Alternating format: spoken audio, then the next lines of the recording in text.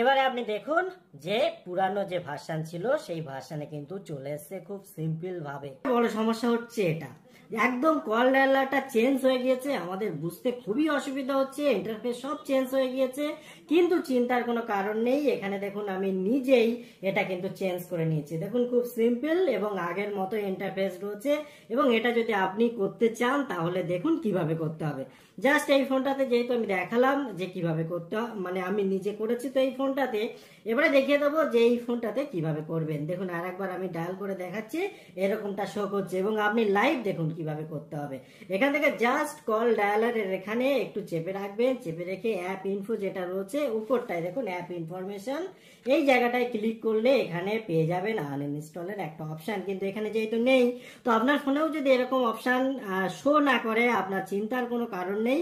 আপনি এখান থেকে বাইরে চলে আসুন, আপনি গুগল প্লে স্টোরে চলে যান এবং এখানে সার্চ করে দিন, এখানে যে সার্চ বার রয়েছে যে কল ডায়ালার, এবং এখান থেকে দেখুন অনেক রকম অপশন রয়েছে, আপনি খুঁজে বার করবেন ফোন বাই গুগল।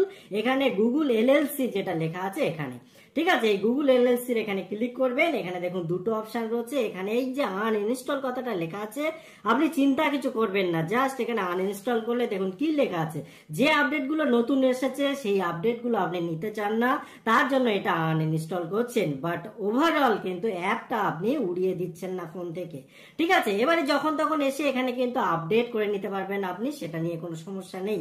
এবারে চলুন প্র্যাকটিক্যালি দেখে নিই কাজটা হলো কিনা। এবারে দেখুন যেটা আমি এত জাস্ট আমি কল করেছিলাম, এখানে যখন আমি কল করছি দেখুন আগের মতো ইন্টারফেস কিন্তু হয়ে গেল, অর্থাৎ পুরানো যে ভার্সন ছিল সেই ভার্সন হয়ে গেল।